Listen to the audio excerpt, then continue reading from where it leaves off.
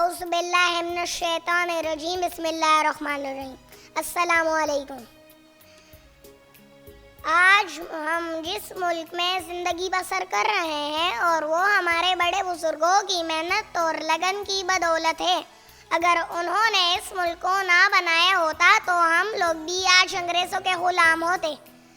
انہوں نے اس ملک کو حاصل کرنے کے لیے بہت سی جیت و جہد کی، اپنی جان مال اور سب کچھ قربان کیا۔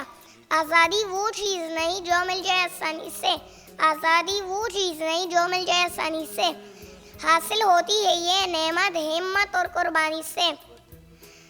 میرے ہم وطنوں، میں آج اس یوم آزادی کے موقع پر آپ سے یہی کہنا چاہتا ہوں کہ قدر کریں۔